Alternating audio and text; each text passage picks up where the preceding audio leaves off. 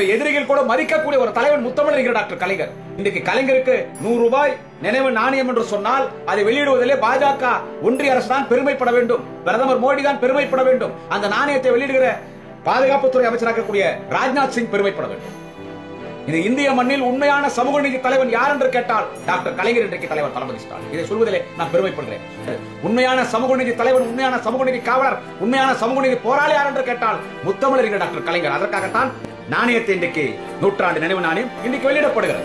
கலைஞரையும் தலைவர் தளபதியை யாராவது அவமரியாதையா பேசினா காலுகிற செருப்பக்கை நடிப்பு சொல்றது குமரனுக்கு எந்த விதமான ஐயப்பாடு அச்சம் கிடையாது. மரியாதையா பேசு, முதலமைச்சரை ஒருமையில பேசாத, நேர்மையா பேசு, கரெக்டா விமர்சனம் எவ்வளவு பண்ணு, விமர்சனம் பண்ற விமர்சனம் மரியாதையா இருக்கணும். உடன்பிறப்புகளே வணக்கம்.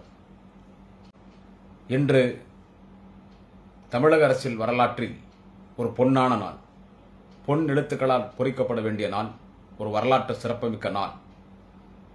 திராவிட மண்ணுக்கு ஒரு வரலாற்றை தேடித் தருகிற நாள். நமது முத்தமிழறிஞர் டாக்டர் கலைஞர் அவர்களின் நூற்றாண்டு நினைவு நாணயம் வெளியீட்டு விழா. இன்று சென்னையிலே நான் நேரலையிலே பேசும் பொழுது சரியாக மதியம் 1 மணி.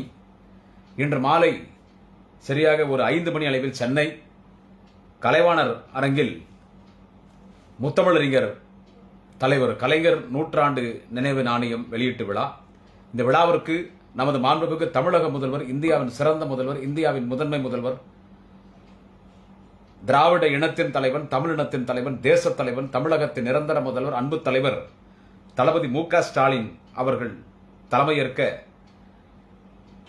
நமது மாண்புமிகு ஒன்றிய பாதுகாப்புத்துறை அமைச்சர் மாண்புமிகு திரு ராஜ்நாத் சிங் அவர்கள் முத்தமிழறிஞர் கலைஞர் நூற்றாண்டு நினைவு நாணயத்தை வெளியிட்டு சிறப்புரை ஆற்றுகிறார்கள். இந்த விழாவில் நமது மாண்புமிகு தமிழகத்தினுடைய விளையாட்டுத்துறை அமைச்சர், கழக இளைஞரணி செயலாளர், வாலிப கலைஞர், நாளைய தமிழகம் மிக விரைவில் தமிழகத்தின் துணை முதலமைச்சராக பொறுப்பேற்கக்கூடிய நமது மரியாதைக்குரிய அன்பு அண்ணன், இளம் தேச தலைவன் அண்ணன் உதயநிதி ஸ்டாலின் உள்ளிட்ட கழகத்தின் அமைச்சர் பெருமக்கள், சட்டமன்ற நாடாளுமன்ற உறுப்பினர்கள், கழக உடன்பிறப்புகள், அனைத்து கட்சி தலைவர்கள், பொதுமக்கள் கலந்து கொள்ள இருக்கிறார்கள். உண்மையிலே ஒரு திராவிட முன்னேற்ற கழகத்தின் தொண்டனும் பெருமைப்பட வேண்டிய நாள் இந்த நாள். திராவிட முன்னேற்ற கழகத்தின் தொண்டன் மட்டும் இல்லை, ஒரு தமிழனும் பெருமைப்பட வேண்டிய நாள் இந்த நாள். 100 ரூபாய் நாணயம், இதுவரை 100 ரூபாய் நோட்டு தான், 100 ரூபாய் நாணயம், 100 rupees காயின், அதில் தலைவர் கலைஞருடைய நாணயம் இன்றைக்கு வெளியிடப்படுகிறது. இது உண்மையிலே நமது அனைத்து தமிழர்களுக்கும் ஒரு பெருமை. அத்தனை தகுதிகளும் தலைவர் கலைஞருக்கு இருக்கிற காரணத்தால் இந்த 100 ரூபாய் நாணயத்தை இன்றைக்கு மத்திய அரசு, ஒன்றிய அரசு இன்றைக்கு வெளியிடுகிறது. முதலில் ஒன்றிய அரசுக்கு நமது மாவட்ட செயலாளர்கள் கூட்டத்தில் தலைவர் கலைஞருடைய நாணயத்தை, நூற்றாண்டு விழா, அந்த நூற்றாண்டு நினைவு நாணயத்தை, கலைஞர் படம் பொறிக்கப்பட்ட 100 ரூபாய் நாணயத்தை வெளியிட்டதற்கு ஒன்றிய அரசுக்கு நமது மாண்புமிகு தமிழக முதல்வர் தளபதி அவர்களும் நடைபெற்று முடிந்த மாவட்ட கழக செயலர் கூட்டத்திலே நன்றி தெரிவிக்கப்பட்டது. இது அரசியல் நாகரிகம். இது என்னன்னு கேட்டீங்கன்னா, ஒன்றிய அரசு, பாஜக அரசு, திரு மோடி அவருடைய அரசு இன்றைக்கு தலைவர் கலைஞருக்கு 100 ரூபாய் நாணயத்தை நூற்றாண்டு நினைவு நாணயமாக வெளியிடுகிறது. அதற்கு ஒன்றிய அரசுக்கு திராவிட முன்னேற்ற கழகம், தமிழர்களின் சார்பில், திராவிட முன்னேற்ற கழகத்தின் சார்பில் நன்றி தெரிவிக்கப்பட்டிருக்கிறது. எனவே as a DMK YouTuber, Dravida Munnetra கழகத்தின் யூடியூபராக இருக்கக்கூடிய குடியாத்தங்கமரன், என்னுடைய சார்பிலும் ஒன்றிய அரசுக்கு நன்றி சொல்லுகிறேன். இது அதுவும் நாகரிகம் தான். அதாவது கொள்கை என்பது வேறு. ஒன்றிய அரசு தமிழகத்திற்கு எந்த நன்மையும் செய்யவில்லை என்பது வேறு. அந்த நிதிநிலை அறிக்கையிலே தமிழ்நாட்டுக்கு கேட்ட நிதி ஒதுக்கவில்லை, ஜிஎஸ்டி வரி நமக்கு தர வேண்டியது தரவில்லை. பல வகையில் தமிழகம் இன்னைக்கு வஞ்சிக்கப்படுகிறது பிஜேபி அரசால். அதை திராவிட முன்னேற்ற கழகம் தொடர்ந்து எதிர்த்துக் கொண்டிருக்கிறது, எதிர்த்து குரல் கொடுக்கிறது. நமது நாடாளுமன்ற உறுப்பினர்கள், மாநில உறுப்பினர் நாடாளுமன்றத்தில் தொடர்ந்து ஒன்றிய அரசை, பாஜக அரசை எதிர்த்து பேசிக் கொண்டிருக்கார்கள். நாங்கள் உரிமைகளை விட்டுத்தர மாட்டோம் என்று பேசுகிறோம். எனவே அந்த கொள்கையிலே திராவிட முன்னேற்ற கழகம் உறுதியாக இருக்கிறது. அந்த நிலைப்பாட்டிலிருந்து சற்றும் நகரவில்லை. அதாவது திராவிட முன்னேற்ற கழகத்தின் கொள்கை என்னவென்று கேட்டால், உரிமைக்கு குரல் கொடுப்போம், உறவுக்கு கை கொடுப்போம். உரிமைக்கு குரல் கொடுப்போம், உறவுக்கு கை கொடுப்போம். அந்த வகையில் ஒன்றிய அரசு இன்றைக்கு தலைவர் கலைஞருடைய நாணயத்தை வெளியிடுவது என்று சொன்னால் அவர் ஒரு மாபெரும் தலைவர். இதை முதல்ல நான் குறிப்பிட்டேன் இந்த நேரலையில். அவர் ஒரு மாபெரும் தலைவர். இதே பாரதிய ஜனதா கட்சியிலே இதே பாஜக அரசை ஒரு காலகட்டத்தில் அம்மையார் ஜெயலலிதா நட்டாட்டிலே விட்டு ஆட்சியை கவுத்து விட்டார், வாஜ்பாய் பிரதமராக இருக்கும் பொழுது.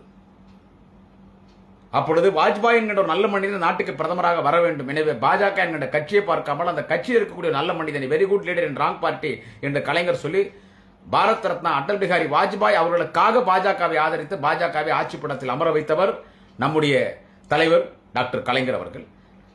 அந்த பாஜக ஆட்சியிலே தான் இஸ்லாமியர்களுக்கு ஒரு எதிரான ஒரு கட்சி பாஜக, இஸ்லாமியர்களுக்கு ஒரு விரோதமான எதிரான ஒரு ஆட்சி பாஜகவின் ஆட்சி, ஒட்டுமொத்த சிறுபான்மை மக்கள் இஸ்லாமியர்கள் கிறிஸ்தவர்களுக்கு ஒரு எதிரான ஒரு கட்சி பாஜக, எதிரான ஆட்சி பாஜக ஆட்சி தான், இல்லை என்று சொல்லவில்லை. ஆனால் தலைவர் கலைஞர் பாஜகவை ஆட்சியில் அமர வைத்தவுடன் தலைவர் கலைஞர் விதித்த ஒரு நிபந்தனை என்னவென்று கேட்டால், உங்கள் பாஜக அரசால், திராவிட முன்னேற்ற கழகத்தின் கூட்டணியால் நீங்கள் அமைத்திருக்கிற இந்த பாஜக அரசால் கடுகளவு கூட இஸ்லாம் சமுதாயத்துக்கோ கிறிஸ்தவ சமுதாயத்துக்கோ தீன்மை ஏற்படக்கூடாது என்று சொல்லி அவரிடத்தில் அந்த வாக்குறுதி வாங்கி கொண்டுதான் வாஜ்பாய் அவர்களை பிரதமராக்கினார். பாஜக ஆட்சி ஆதரவு தந்தார். அந்த பாஜக ஆட்சியிலே தலைவர் கலைஞர் செய்த மிகப்பெரிய சாதனை என்னவென்று கேட்டால், எந்த பாஜக கட்சி, எந்த பாஜக ஆட்சி இஸ்லாமியர்களுக்கு எதிரானது என்று விமர்சிக்கப்பட்டதோ, ஆனால் அவர்களுடைய செயல்பாடுகளும் அப்படிதான் இருந்தது. இன்றைக்கும் அப்படிதான் இருக்கிறார்கள். ஆனால் அன்றைக்கு அவர்கள் ஒழுங்காக இருந்தார்கள். எனவே இஸ்லாமியர்களுக்கு எதிரான பாஜக ஆட்சியிலே கலைஞர் ஆதரித்து பாஜக ஆட்சி படத்தில் அமர வைத்து வாஜ்பாய் அவர்களை நாட்டின் பிரதமராக காரணத்தால் தமிழ்நாட்டைச் சேர்ந்த ஒரு இஸ்லாமியர், ஒரு தமிழ் இஸ்லாமியர் அப்துல் கலாம் அவர்களை இந்த நாட்டின் ஜனாதிபதியாக பாஜக ஆட்சியில் ஆக்கிய தலைவர் டாக்டர் கலைஞர். அவ்வளவு மாபெரும் தலைவன். அதற்காகத்தான் தலைவர் கலைஞருக்கு இன்றைக்கு 100 நினைவு நாணயம் இன்றைக்கு ஒன்றிய அரசு வெளியிடுகிறது. அந்த கோரிக்கை வைத்து திராவிட முன்னேற்ற கழகம் ஒன்றிய அரசு வெளியிடுது. இப்படி பல்வேறு வரலாற்றுக்கள் தலைவர் கலைஞருக்கு, பல்வேறு வரலாற்றுக்கள். தலைவர் கலைஞர் 95 ஆண்டு காலம் இந்த மண்ணிலே வாழ்ந்தார். வாழுகிற காலமெல்லாம் அவர் இன்றைக்கு இந்த காலிலே கை குழந்தையாக, தவழுகிற குழந்தையாக தன் தாயின் மடியிலிருந்து, கருவிலிருந்து வெளியே வந்து கலைஞருடைய காலில் இந்த மண்ணை தொட்டதோ அன்று முதல் அவர் மெரினாவில் ஓய்வெடுக்க சொல்லும் வரை கலைஞர் வாழ்ந்த ஒரு நிமிடமும் வரலாறு. வரலாறு. தலைவர் கலைஞர் ஒரு சகாப்தம். தலைவர் கலைஞர் ஒரு சகாப்தம். தலைவர் கலைஞர் ஒரு வரலாறு. தலைவர் கலைஞர் ஒரு காவியம். அவர் போல் ராஜதந்திரம் அரசியலில் யாருக்கும் கிடையாது. அவர் போல் ஒரு சாணக்கியத்தனமான அரசியல் யாருக்கும் கிடையாது. அப்படிப்பட்ட ஒரு மாபெரும் தலைவன் அந்த தலைவன். அதனால்தான் இன்றைக்கு இந்த நாணயத்தை வெளியிடுகிறார் பிரதமர். கலைஞர் ஒரு ஆளுமை. அவருடைய வாழ்த்துறை, கலைஞர் ஒரு ஆளுமை, ஒரு வலிமைமிக்க ஆளுமை கலைஞர். அவருடைய புகழ் இந்த மண்ணில் நிலைத்திருக்கும். அவர் உடலுக்கு வேண்டுமென்றால் ஓய்வு எடுக்கலாம். அவர் உடல் இன்றைக்கு மண்ணிலே புதைக்கப்பட்டிருக்கலாம், அவர் விதைக்கப்பட்டிருக்கிறார். ஆனால் அவர் புகழ் இந்த உலகம் இருக்கும் வரை கலைஞரின் புகழ் இருக்கும், அவருடைய சாதனை இருக்கும், அவருடைய சமத்துவ அரசியல் என்று பிரதமர் இன்றைக்கு பாராட்டி மாண்புமிகு தமிழக முதல்வர் அன்பு தலைவர் தளபதி மு.க. ஸ்டாலினுக்கு பிரதமர் அவர்கள் வாழ்த்துக்களையும் நன்றிகளையும் தெரிவித்திருக்கிறார். ஒன்றிய அரசு கலைஞருக்கு 100 நினைவு நாணயம் ₹100 அந்த நாணயத்தை வெளியிடுவதிலே ஒன்றிய அரசு பெருமைப்படுகிறது என்று பிரதமர் சொல்லியிருக்கிறார். ஓகே, அந்த வகையில் பிரதமருக்கு தளபதி அவர்களும் நன்றி சொல்லியிருக்கிறார். இது இதோட முடிஞ்சிடும். அதுக்கடுத்து இந்த உறவெல்லாம் தொடராது. இதை முதல்ல சொல்லிடுறேன். இது இதோட முடிஞ்சிடும். அதற்கடுத்து இந்த உறவெல்லாம் ஒன்றும் தொடராது. இதுல ஒரு சில அறிவுஜீவிகள் என்னன்னு கேட்டா, ஒரு சில அறிவுஜீவிகள் ஓஹோ பாத்தியா, ஒன்றிய அரசு பிஜேபி கவர்மெண்ட் டிஎம்கே ஆவாது, நாங்க எதிர்க்கிறோம், ஆரியத்தை திராவிடம் எதிர்க்கணும் சொல்றாங்க. ஆனா கலைஞருடைய நாணயத்தை பிஜேபி அரசு வெளியிடுதுன்னா அப்ப இவங்களுக்கு அவங்களுக்கு என்ன மாதிரி உறவு முறை இருக்கும்? நல்ல உறவு முறையில் இருக்கிறாங்க. இந்த சீமான் மாதிரி சாமான் தற்கூரிகள் எல்லாம் நான் இல்ல பி டைம், அவங்க தான் பி டைம் இவங்க பேசுறது அது நீங்க எல்லாம் பார்த்திருப்பீங்க. இவங்க எல்லாம் ஒண்ணு கேட்டீங்கன்னா அரசியல தற்கூரிகள், அரசியல மெச்சூர்டு இல்லாதவங்க. அதனால கலைஞர், திராவிட முன்னேற்ற கழகம், தளபதி ஸ்டாலின், அண்ணன் உதயநிதி ஸ்டாலின், திமுக, திராவிட மாடல் அரசு, ஒன்றிய பாஜக அரசுக்கு நாங்கள் எதிர்க்கிறோம், கொள்கை ரீதியாக எதிர்க்கிறோம். தமிழகத்தை, திராவிட மண்ணை இந்த ஆரிய அரசு புறக்கணிக்கிறது என்பதால் ஒட்டுமொத்தமாக நீங்கள் எதிரிகள் என்று முடிவெடுக்கிறவங்க அவன் தான் பிரதமர், அவங்க தான் பிரதமரா இருக்காங்க, அவங்க தான் ஆட்சி பண்றாங்க. இவ்வளோ நம்ம கேட்டு நம்மளுக்கு எதுவும் செய்ய மாட்டேறாங்க. நம்ம சண்டை போடுறது இல்ல. எதுக்கு நம்ம ஆதரவிக்கணுமோ அதுக்கு ஆதரிக்கணும், எதுக்கு எதிர்க்கணுமோ அதுக்கு எதிர்க்கணும். கலைஞருக்கு நாணயத்தை வெளியிடுறாங்கன்னா அந்த தகுதி அவர் இருக்குது, அந்த தகுதி அவர் இருக்குது. என்ன சொல்றது, அந்த தகுதி அவர் இருக்கிற காரணத்தால் தான் அவங்க நாணயத்தை வெளியிடுறாங்க. ஒரு தகுதி இல்லாத ஒரு தலைவனுக்கு நாணயத்தை வெளியிடுன்னு சொன்னா வெளியிடுவாங்களா? நான் கேட்கிறேன், வெளியிடுவாங்களா?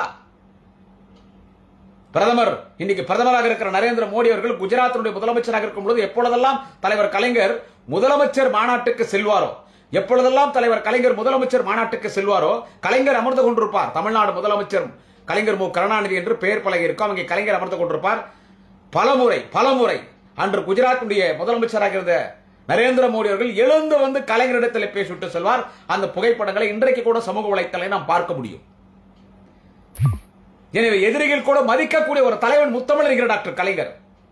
எதிரிகள் கூட வணங்கக்கூடிய ஒரு தலைவன் முத்தமிழறிஞர் டாக்டர் கலைஞர். அவன் ஆரியன் தான், பார்ப்பனி அரசியல் தான், உயர் ஜாதி அரசியல் தான். கலைஞர் ஒடுக்கப்பட்ட சமுதாயம், ஒடுக்கப்பட்ட சமுதாயத்தின் தலைவர், அவர் ஒடுக்கப்பட்ட சமுதாயம் என்ற பேசக்கூடிய தற்கூறிகள் எல்லாம் இன்றைக்கு தமிழ்நாட்டில் இருக்கிறார்கள். பேசக்கூடிய ஈன பிறவைகள் எல்லாம் இன்றைக்கு தமிழ்நாட்டில் இருக்கிறார்கள். ஒரு 10,000 பேர் கூட இல்லை. அவர்கள் இந்த நாட்டிலே ஆட்சி செய்கிறார் என்கின்ற ஒரு சில தற்கூறிகள், அரசியல் கட்சி தலைவர் என்று சொல்வதற்கு தகுதி இல்லாத ஒரு சில தற்கூறிகள், ஒரு சில சிறுபிள்ளைத்தனம் அரசியல் செய்யக்கூட ஒரு சில தற்கூறிகள் எல்லாம் கூட இந்த நாட்டில் இருக்கிறார்கள். ஆனால் அந்த தலைவன்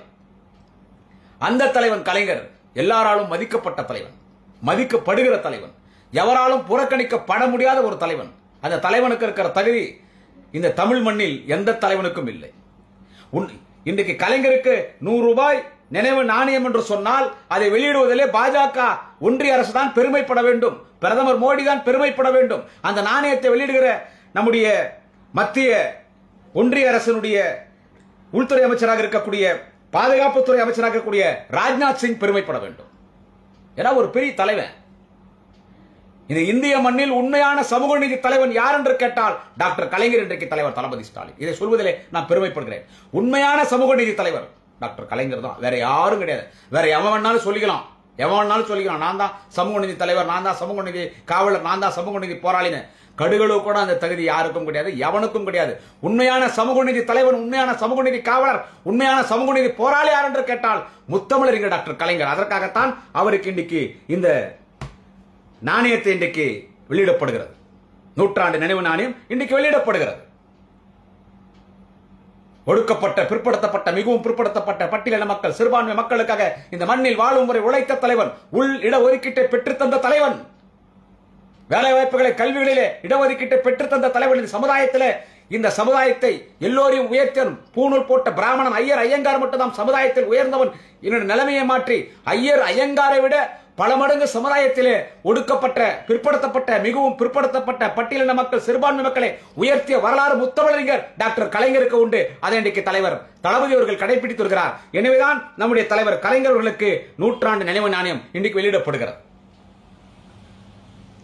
இந்திய மண்ணில் முதல் பெண்களுக்கு சொத்திலே சமப்பகண்ட சட்டத்தை கொண்டு வந்த தலைவர் டாக்டர் கலைஞர். அதனால்தான் தலைவர் கலைஞருக்கு நூற்றாண்டு நினைவு நாணயம் வெளியிடப்படுகிறது.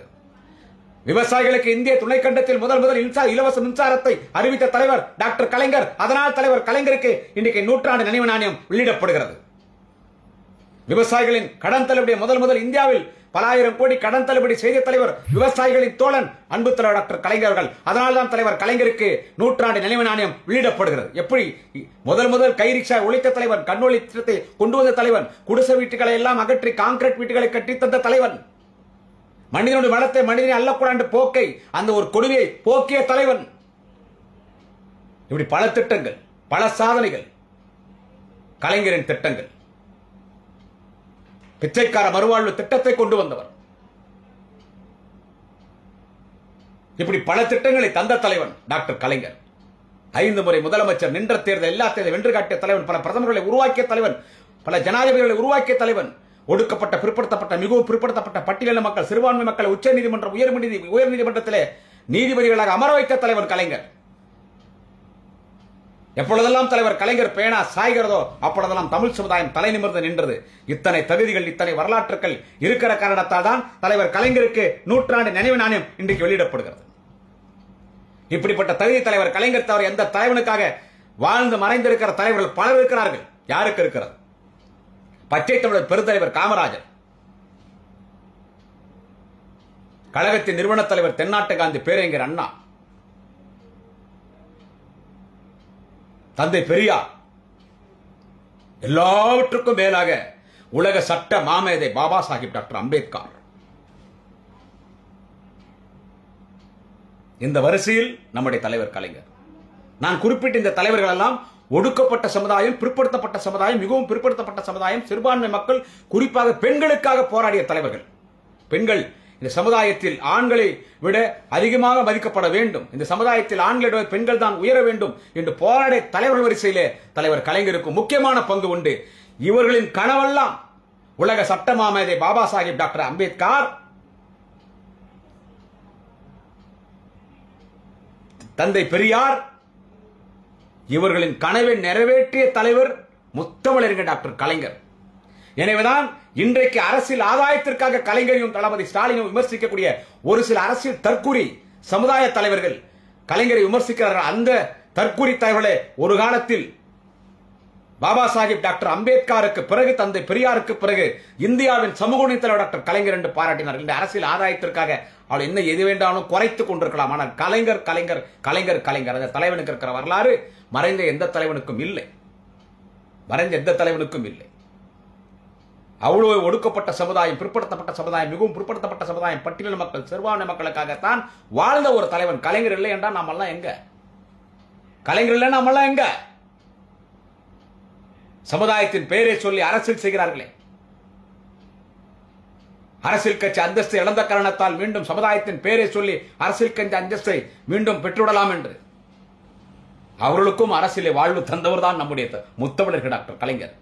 இன்னைக்கு ஒரு மிகப்பெரிய பிரச்சனை என்னவென்று கேட்டால் வன்னியர் சமுதாயத்துக்கு 10.5 இடஒதுக்கீடு, அதை வைத்துக் கொண்டு அரசியல் செய்கிறார்கள் குளிர் காய்வதற்கு. ஆனால் வன்னியர் சமுதாயத்தின் மக்களை மிகவும் பிற்படுத்தப்பட்டோர் பட்டியலில் சேர்த்த தலைவர் முத்தமிழர் டாக்டர் கலைஞர். மோஸ்ட் பேக்வர்ட் கிளாஸ் எம்ஜிஆர் கேட்டதற்கு சுட்டுக் கொன்றார்.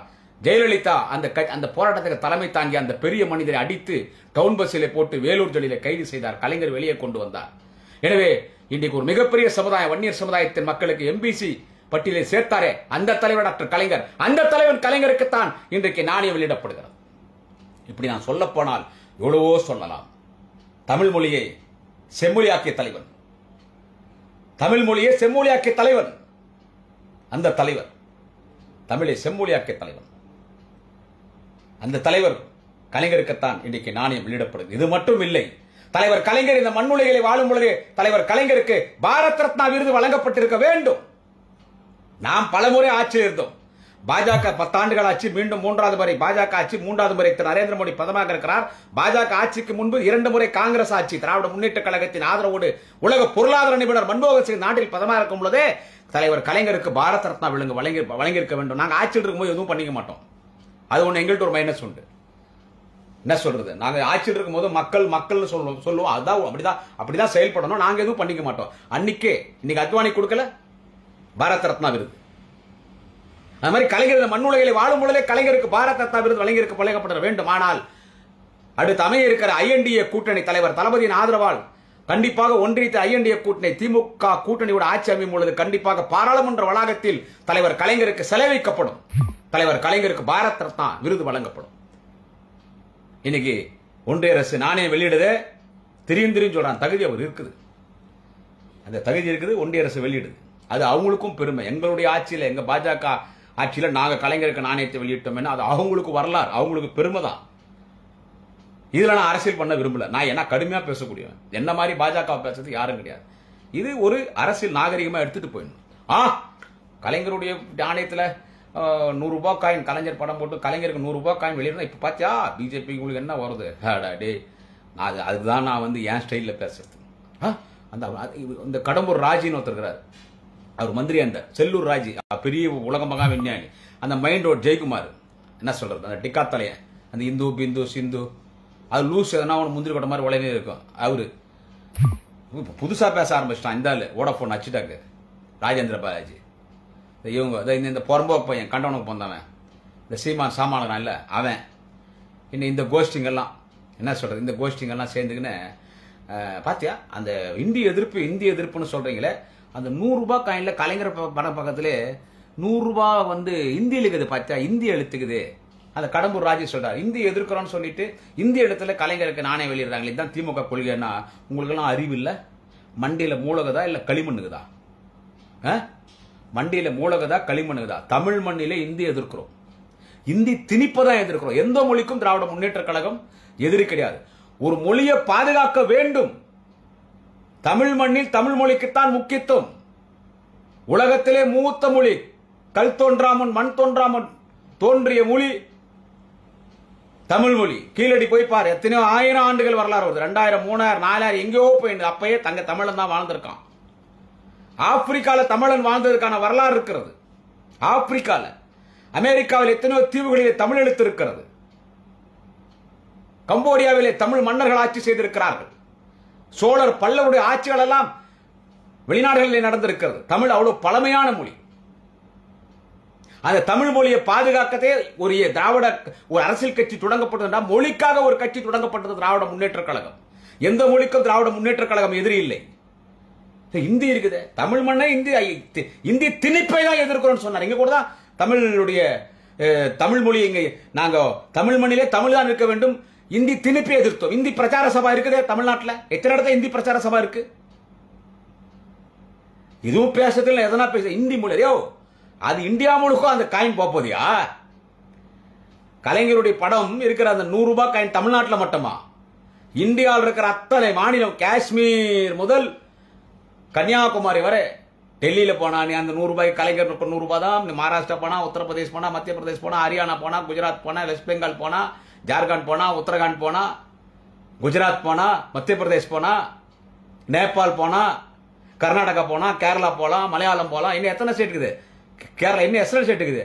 எந்த ஸ்டேட்டுக்கு போனாலும், ராஜஸ்தான் போனா, எந்த ஸ்டேட்டுக்கு போனா அந்த 100 ரூபாய் காயின்ல கலைஞர் படம் போட்டு இந்தியா முழுக்க இருக்கும்போது அவன் தேசிய மொழி இந்தி. இந்த நாட்டுக்கு விடுதலை கிடைத்த பிறகு நாட்டின் முதல் பிரதமர் பண்டிட் ஜவஹர்லால் நேரு அவன் அறிவிச்ச மொழி என்னன்னு கேட்டா, சென்ட்ரல் கவர்மெண்டா யூனியன் கவர்மெண்டா காங்கிரஸ் ஆட்சிக்கு வருது, தேசிய மொழி இந்தி என்றான். ஏன்னு கேட்டா இந்தி தான் அதிகமா பேசக்கூடிய மொழி என்றான். கணக்கெடுத்தா இந்தியா முழுக்க இந்தி பேசுற மொழி இல்ல. அதனாலதான் கண்ணியத்துக்குரிய காயம் இல்லை கேட்டார். நீ நேரத்திற்காக பீகாக்க வந்துட்டு நேஷனல் போர்டா வச்சிருக்கிற. இந்தியாவில அதிக பேர் பேசுறது இந்தி என்றதுனால இந்தி மொழி என்று. அப்ப இந்தியாவில் அதிகமாக இருக்கக்கூடிய பறவை எது என்று கேட்டால் காக்கா, காகை, க்ரோ. காக்காவை தானே நீ தேசிய பறவையை அறிவிக்கணும். நீ ஏன் பீகாக் அறிவிச்சுன்னு கேட்டார். எனவே அன்று முதல் எல்லோரும் இந்தி எதிர்த்து கூட இருக்கிறார். அவன் ஒன்றிய சில கஜெட், கவர்மெண்ட் கஜெட்ல இந்தி தேசிய மொழி இந்தி தான் போடுவான். அவன் தமிழ்நாட்டிலே யூனியன் கவர்மெண்ட் மத்திய அரசாங்கத்தினுடைய அலுவலகங்களிலே கொடுக்குற அப்ளிகேஷன்ஸ்ல இங்கிலீஷ், இந்தி, அதுல அவன் தமிழ் போட மாட்டான். தமிழ்நாட்டிலேயே அதுக்கு நம்ம எவ்வளவு போராட்டு இருக்கோம். நீ ஹிந்தி போடுற, இங்கிலீஷ் போடுற, கூட தமிழ் போடுற, நம்ம போராடுறோம் இல்ல. நம்ம போராடுறதுனால ஒரு சலுகைல இந்தி இங்கிலீஷோட சேர்த்து தமிழ் வருது. அந்த நாணயத்தில் இந்தி வருதுன்னு பார்த்து சிரிக்கிறான். நீங்கெல்லாம் எப்படி எம்எல்ஏ இருந்தீங்க? அதனாலதாங்க அந்த அம்மா மறைந்த அம்மையார் செல்வி ஜெயலலிதா இப்படிப்பட்ட காட்டானுங்களை விவரம் தெரிஞ்சவன மந்திரியா வச்சிருந்தா நம்ம உயிரோடு இருக்கும் போது, நம்ம ஆரோக்கியமா இருக்கும் போது, நம்ம அரசியல் ஆரோக்கியமா இருக்கும் போது நம்மள காலி பண்ணிடுவான் விவரம் தெரிஞ்சவன் வச்சுக்கணும். அதனால இந்த வோடோபோன் ராஜேந்திர பாலாஜி மாதிரி, இந்த தர்மாக்கோல்ல போடுற இந்த காட்டாக்காராம்பார் ஏரியில காட்டாம் போடுற இந்த செல்லூர் ராஜி மாதிரி, இந்த கடம்பூர் ராஜி மாதிரி, இந்த உதயகுமார் ஒரு அவர் என்ன எதிர்ப்பு துணைத் தலைவர், அவர் செருப்பே போடாம சுத்தினார். கோட்டையில கேட்ட எங்க அம்மாவுடைய கோயிலுன்னு சொல்லி செருப்பே போடாம சுத்தினாரு. என்ன இந்த அதனாலதான் இப்படிப்பட்ட ஆட்களை எல்லாம் அது ஏன் மந்திரியா வச்சுன்னு கேட்டா, விவரம் தெரிஞ்ச வச்சுனா நமக்கு ஆபத்து. விவரம் தெரியாது இப்படிப்பட்ட காட்டானை வச்சுனாதான் நமக்கு பிரச்சனை. இவங்க பேசும்போது தெரியுது இல்ல, நாணயம் பெற்றவருக்கு நாணயமான்றது. இவங்கெல்லாம் செருப்பத்தில் அடிக்கலாமா? அவனவ எவன்லாம் கலைஞருக்கு நாணயத்தை வெளியிடுறது அசிங்கப்படுத்துறானோ, கிண்டல் பண்றானோ அவனுங்கெல்லாம் செருப்பத்தில் அடிக்கணும். அந்த வேலை வேணா அந்த டிபார்ட்மெண்ட் எங்கிட்டே கொடுத்துருங்க. இப்பவே பல பிரச்சனை, அந்த பிரச்சனையோட இந்த பிரச்சனையும் வரட்டும். எவ்வளவு பிரச்சனை வந்தாலும் குடியாத்த குமரன் பாப்பா பேசுறதா பேசுவா, இன்னும் பேச்சுனே இருப்பான். எவனா பார்த்து குடியாத்த குமரன் பயப்பட மாட்டான். பேசுறது பேசுவார். கலைஞரையும் தலைவர் தளபதியை யாராவது அவமரியாதையா பேசினா காலில் இருக்கிற செருப்ப கை நடிப்பேன்னு சொல்றது குமரனுக்கு எந்த விதமான ஐயப்பாடு அச்சம் கிடையாது. மரியாதையா பேசு. முதலமைச்சரை ஒருமையில பேசாத. நான் அதாவது முதலமைச்சர் ஒருமையில பேசாம என்ன சொல்றது, நேர்மையா பேசு, கரெக்டா விமர்சனம் எவ்வளவு பண்றே பண்ணு. விமர்சனம் பண்ற விமர்சனம் மரியாதையா இருக்கணும். ஒருமையில பேசினா செருப்ப கை நடிப்பேன். ஒருமையில பேசக்கூடாது. என்னடா அது? இந்த அளவுக்கு இந்தியாவில் இப்படி ஒரு முதலமைச்சரை விமர்சனம் பண்ண மாதிரி எந்த முதலமைச்சர் பண்ணி அத்தனை அவர் தாங்கிக்கிறார். கலைஞரின் புள்ளவர், அவர் சாதிக்க பிறந்தவர். உங்கள மாதிரி தற்கூரிகள்கிட்ட, உங்கள மாதிரி அரசியல் சிவிலைஸ்ட் இல்லாத ஒரு பொலிட்டிஷியன்ஸ், ஒரு அன்லிட்ரேச்சர்ஸ் இன் பாலிடிக்ஸ், நீங்கெல்லாம் உங்கள்ட்ட சண்டைக்கு வர மாட்டார். என்ன மாதிரி ஆட்கள் போறோம். யாரா இருந்தாலும் அவர் தான் தேடி வரணும். அந்த தேநீர் விருதுல பாத்தீங்கல்ல, தேநீர் விருதுல எல்லாரும் அவர் தான் தேடி வந்தாங்க. ஹெச் ராஜா கட்டம் சரியில்லை, ஜோசியம் பார்த்துட்டேன், 9 கட்டம் சரியில்லை.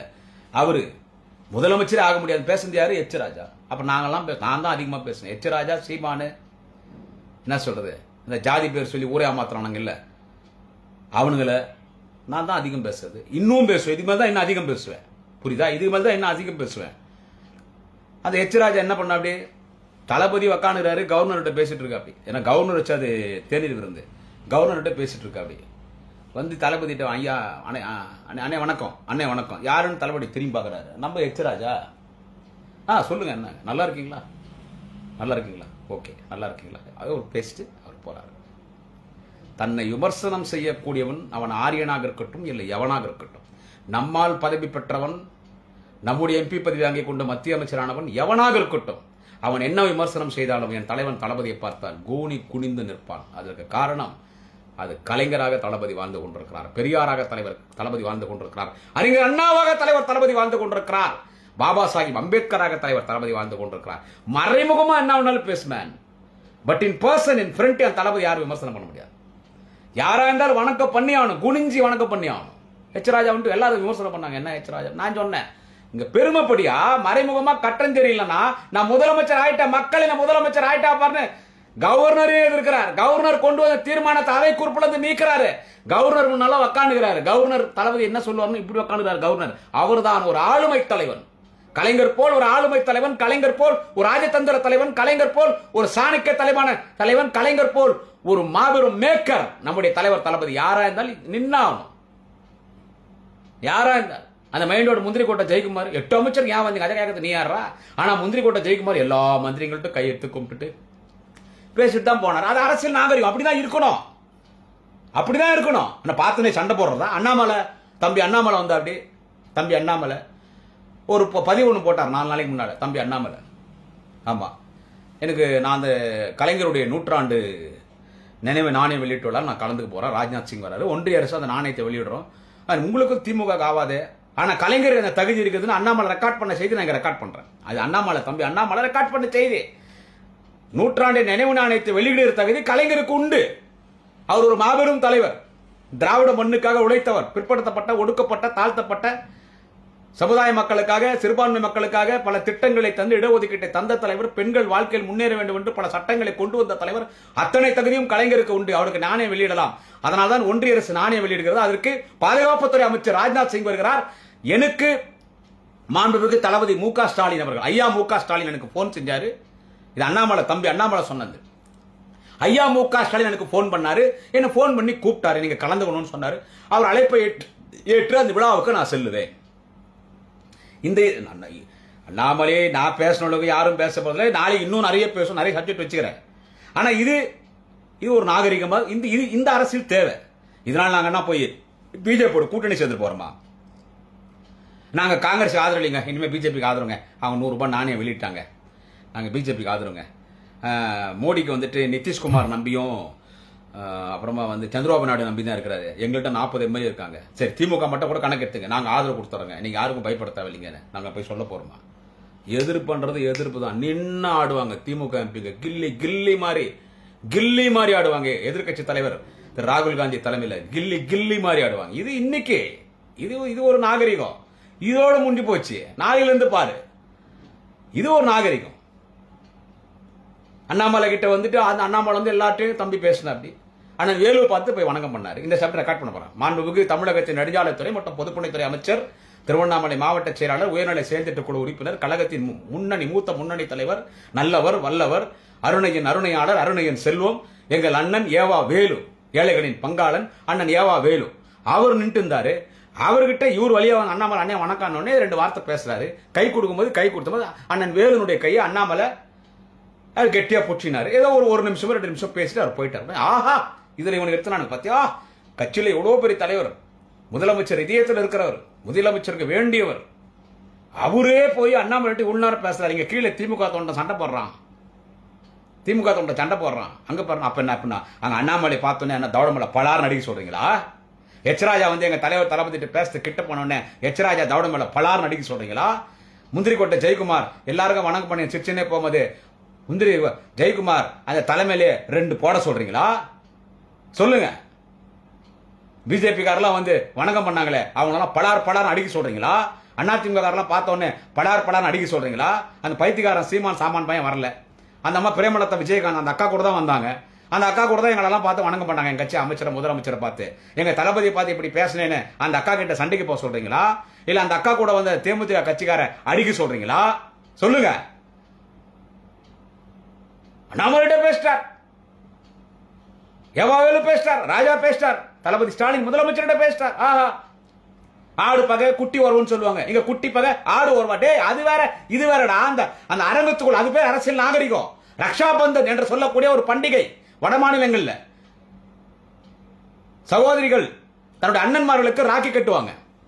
தான் ஒரு அண்ணன் அவன் உடன் பிறந்த அண்ணனாக இல்லை என்றாலும் நான் உன்னை அண்ணனாக ஏற்றுக்கொள்கிறேன், இன்று முதல் நீ என் அண்ணன், என் கற்புக்கு நீதான் பாதுகாப்பு என்று ரக்ஷாபந்தன் கட்டுவார்கள். வடமாநிலத்துடைய பண்டிகை அது தமிழ்நாட்டில் இந்தியா முழுக்கும் ரக்ஷாபந்தன் கட்டுவாங்க. நாங்களாம் ஸ்கூல்ல படிக்கும்போது பெங்களூர்ல எங்களுக்கெல்லாம் அந்த ஒரு நாள் ஒரு ஃபங்க்ஷனே வைப்பாங்க.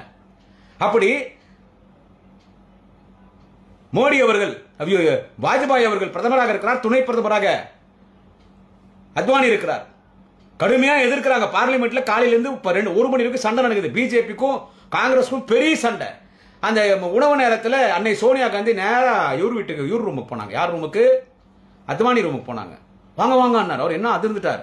இன்னைக்கு ரக்ஷாபந்தன் சொல்லி அத்வானி கையில ராக்கி கட்டினார். யாரு? அன்னை சோனியா காந்தி. இது அரசியல் நாகரிகம். இது அரசியல் நாகரிகம். அரசியலில் எதிர்ப்பது என்பது வேறு, கொள்கை ரீதியாக எதிர்ப்பது என்பது வேறு. அரசு ரீதியாக என்னுடைய தமிழக அரசை புறக்கணிக்கிறாய், ஆரிய கூட்டமே பாஜக அரசை மோடி அரசை எதிர்ப்பது வேறு. ஆனால் இப்படிப்பட்ட விழாக்களிலே எல்லோரும் ஒன்று கூட ஒரு சண்டையேவா? ரோட்ல பார்த்தாலும் சண்டை, வீதியில பார்த்தாலும் சண்டை, பாராளுமன்றத்தின் சண்டை, அரசு விழால மேடையில சண்டை. அப்படிப்பட்ட அரசியல் திமுக செய்யாது. எங்களை போல் பாஜகவை எதிர்க்கிற ஒரு கட்சி எதுனா ஒண்ணு காட்டு. யாரும் கிடையாது. எடப்பாடியார் அவ்வளவு பேசுறார், ஏதோ ஒரு அண்டர்ஸ்டாண்டிங் இருக்கு. எடப்பாடியார் அவ்வளவு பேசுறா, அப்படி ஏதோ ஒரு அண்டர்ஸ்டாண்டிங் இருக்கு. எல்லாருக்கும் இருக்கு, எல்லாருக்கும் இருக்கு.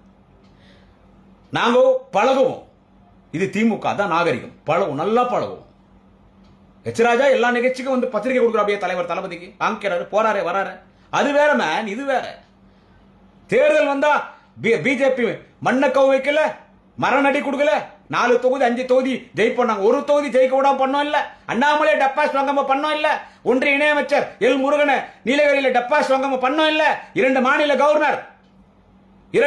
கவர்னர் தமிழிசை சவுந்தரராஜன் அந்த அக்கா டப்பாஸ் வாங்காம பண்ணோம் இல்ல. நயனா ராகேந்திரன் தோத்தார் இல்ல. பெரிய ஸ்டார் ராதிகா சரத்குமார் அந்த சகோதரி தோக்கடிச்சோம் இல்ல. இன்னும் யாரா இருக்கீங்க பெரிய பெரிய ஆட்கள் எல்லாரும் அடிச்சு காலி பண்ணல. அங்கதான் திமுக நிக்குது. இல்ல எதனா ஒரு 5 தொகுதி ஜகா விட்டுமா, 5 ஜெயிக்கிட்டோம், பாஜக ஜெயிக்கிட்டோம், எதனா ஜகா விட்டுமா. இதேதான் சட்டமன்ற தேர்தலையும் அப்பித்தோறு ஏடிஎம் கூட கூட்டணி சேர்ந்து 4 இடத்துல வந்துட்டீங்க. அடுத்த தேர்தல பாஜக ஒண்ணு வராத மாதிரி பண்ணுவோம். அது வேற, அது வேற, இது வேற, இது வேற. இதே பாஜக அரசு திமுக பாஜக அரசு இருக்கும் போதே கலைஞரை நாங்க பாரத ரத்னாவை அறிவிக்க வைக்கணும். இதே பாஜக அரசுல கலைஞருக்கு பார்லிமெண்ட்ல சிலை வைக்க வைப்போம். அவங்க வைக்குவாங்க. ஏன்னா அந்த தகுதி கலைஞருக்கு உண்டு. அவங்களுக்கு தான் வரலாம். அவங்க சொல்லிக்குவாங்கல்ல, எங்க கவர்மெண்ட்ல தான் கலைஞருக்கு நாங்க நானே வெளியிட்டோம், எங்க கவர்மெண்ட்ல தான் கலைஞருக்கு செலவு வச்சோம், எங்க கவர்மெண்ட் தான் கலைஞருக்கு நாங்க பாரத ரத்னா விருதம். அவங்களுக்கு பெருமை. பாஜக எந்த வரலாறு கிடையாது. கலைஞருடைய 100 ரூபாய் நாணயத்தை வெளியிடுவதால் பாஜக அரசுக்கு வரலாறு வரும். அப்படி போல எதிர்காலத்தில் கலைஞருக்கு பாரத் ரத்னா விருது நூற்றாண்டு கலைஞருக்கு செலவிக்கும் பொழுது அந்த வரலாறு கலைஞரால் இன்றைக்கு பாஜக அரசுக்கு மோடிக்கு இன்றைக்கு வரலாறு. இதை இப்படிதான் எடுத்துக்கொள்ள வேண்டும். இதெல்லாம் அரசியல் நாகரிகம். இதெல்லாம் அதனால கலைஞருக்கு நாணயத்தை வெளியிடுறதுல வயிறெறிஞ்சி சாவரானுங்க இல்ல, வயிறெறிஞ்சி சாவுங்க. கலைஞருக்கு நாணயம் வெளியிடுறாங்களே, அதுல ஒருத்தன் கண்டவனுக்கு பிறந்தவன், பேர் சொல்ல விரும்பல, கண்டவனுக்கு பிறந்தவன் நாணயமற்றவனுக்கு நாணயமான்னு சொல்லி அவன் பேசினான். அவன் பேசும்போது பின்னால ஒருத்தன் பேசாதான்றான். அவன்லாம் வந்து நாணயமற்றவன். கலைஞரை பத்தி அவன்லாம் பேசணும்னா அவர் உயிரோடு இருக்கும்போது எல்லாம் செத்துப்பட்டான். கலைஞரை பத்தி அவன்லாம் பேசினானோ அவன்லாம் செத்துப்பட்டான். யாரும் கோச்சிக்காதீங்க, லாங்குவேஜ் அந்த மாதிரி. சரி, கலைஞரை பத்தி யாரெல்லாம் விமர்சித்தார்களோ அவர்களுக்கு கலைஞரே மணிமண்டபம் கட்டினார், கலைஞரே இரங்கல் கடிதம் எழுதினார், அவர்களுக்கெல்லாம் கலைஞரே மலர் வளையம் வைத்தார். இப்படி வச்சுக்கலாமா? டீசெண்டா வச்சுக்கலாம். அதே ராசி தான் தளபதிக்கு. அதே ராசி தான் எங்க தலைவர் தளபதிக்கு. 2026 அவர் தான் முதலமைச்சர். எதிர்காலத்தில் எங்க மாண்புமிகு உதயநிதி ஸ்டாலின் தான் முதலமைச்சர். இன்னும் ஒரு சில நாட்கள்ல துணை முதலமைச்சர் ஆயிடுவாரு. அப்பதாண்டி மவனே உங்களுக்கு எல்லாம் இருக்குது. என்ன அமெரிக்கா போறதுக்குள்ள எங்க வாலிப கலைஞர் உதயநிதி துணை முதலமைச்சராகிட்டா அவர் அமெரிக்கா போயிட்டு வெளியே வரத்துல தமிழ்நாட்டில் சுத்தம் பண்ணிடும். இந்த ஜாதி அரசியல் பண்றவன், ஜாதி பேசுறவன், சமூகம்னு சொல்றவன், இந்த சீமான் சாமான் மாதிரி ஆளுங்க, என்ன சொல்றது, ஒரு சில தற்கூரிகள், ஒரு சில புறம்போக்கு பொறுக்கிங்கெல்லாம் இருக்குது. அதுங்களெல்லாம் கிளீன் பண்ணி தமிழ்நாட்டை என்ன பண்றது, கிளீன் பண்ணி தளபதிட்டு ஒப்படைச்சிடுவார் அண்ணன் உதயநிதி ஸ்டாலின். அது அந்த ஒப்படைச்சு. அதனால நான் சொல்றேன், கலைஞர் விமர்சனம் பண்ணவங்களுக்கெல்லாம் அவர் இந்த மண்ணில் வாழும் போதே கலைஞர் மணிமண்டபம் கட்டி கல்லறை எல்லாம் கட்டிட்டு இரங்கல் கடிதம்லாம் எழுதிட்டு தான் அவர் மெரினா ஓய்வெடுக்க போனாரு. கலைஞர் இதயத்தை இரவலாக பெற்று கலைஞராக வாழ்ந்து கொண்டிருக்கார் தலைவர் தளபதி. அவரை யார் விமர்சனம் பண்ணி ஒருமையில பேசுறது, ட்ரெஸ் கோடை பத்தி பேசுறது, பாடி லாங்குவேஜ் பத்தி பேசுறாங்களோ, யாரெல்லாம் பேசுறாங்களோ அவங்கெல்லாம் விரைவில் சமாதிக்கு போவாங்க. அவங்களுக்கெல்லாம் நம்முடைய தலைவர் தளபதி இரங்கல் கடிதம் எழுதுவாரு. என்ன சொல்லுங்களுக்கெல்லாம் நேரங்காலம் நெருங்கிச்சு, நீண்ட ஆயுளோட வாழணும், அரசியல் ஆரோக்கியத்தோடு இருக்கணும்னா கடுமையா விமர்சனம் பண்ண தளபதியை நாளை தமிழக உதயநிதி ஸ்டாலினை அநாகரிகமா பேசாத, ஒருமையில பேசாத, ஒருமையில பேசாத. அச்சா இது திமுக. என் தலைவனுக்கு 100 ரூபாய் நாணயம் வெளியிடுது. யாரு? எங்க எதிரி, ஜன்ன எதிரி. இனத்தால் எங்களுக்கு எதிரி, மொழியால் எங்களுக்கு எதிரி, கொள்கையால் எங்களுக்கு எதிரி. சனாதனத்தை மட்டும் தூக்கி பிடிக்கிற ஒரு ஆரிய கூட்டத்தின் ஆட்சி. சனாதனத்தை ஒழிப்பேன் என்று பேசிய கலைஞரின் பேரப்பிள்ளை அந்த அண்ணன் உதயநிதி ஸ்டாலின், அண்ணன் உதயநிதியினுடைய தாத்தா கலைஞர். சனாதனத்தை ஆதரித்து சனாதனம் ஆட்சி நடத்துகிற பாஜக ஆட்சி. அந்த சனாதனத்தில் பல்வேறு குளறுபடிகள் இருக்கிறது. நாங்கள் இந்து மதத்திற்கோ கடவுளுக்கோ விரோதம் இல்லை. கடவுளை வணங்கலாம், இந்து மதத்தில் இருக்கலாம், ஒட்டு வைத்துக் கொள்ளலாம், எல்லாம் செய்யலாம். ஆனா அதுக்குள்ளே இருக்கிற குளறுபடி சனாதனத்தில், அதை ஒழிப்பேன் என்று பேசிய ஒரு மாபெரும் இளம் தலைவன், வாலிப கலைஞர் அண்ணன் உதயநிதி ஸ்டாலின். அண்ணன் உதயநிதி ஸ்டாலின் அவருடைய தாத்தா கலைஞருக்கு, தலைவர் தளபதியின் தந்தை கலைஞருக்கு இந்த ஆரிய கூட்டமே இன்னைக்கு நாணயம் வெளியிடுது என்று சொன்னால் நீங்க பயந்தனை வெளியிடுறீங்கன்னு அவங்களை கொச்சைப்படுத்தல இந்த பதிவில். அது பண்ணக்கூடாது, தப்பு. அந்த தகுதி இருக்குது, நீங்க உணர்ந்திருக்கீங்க. அதே தகுதியாக எங்க தலைவர் தளபதி ஸ்டாலினுக்கு இருக்குது. அவரை எதிர்க்கிறவனெல்லாம், அவரை ஒருமையில பேசுறான் பாரு, அவனுக்கெல்லாம் சொல்றேன், இந்த எலெக்ஷன்ல உங்க சோழியை முடிக்கிறோம். இன்று நாணயம் வெளியிட்டு விடா கிட்டத்தட்ட 2 மணியாக போய் நேரடியில் பேசிட்டு இருக்கும் பொழுது இது யூடியூப் சேனல்ஸ் வரும்போது நைட் ஆயிடும். நாளை யூடியூப் சேனல்ஸ்ல வரும். எனவே மிகுந்த மகிழ்ச்சி, மிகுந்த மகிழ்ச்சி, மிகுந்த மகிழ்ச்சி.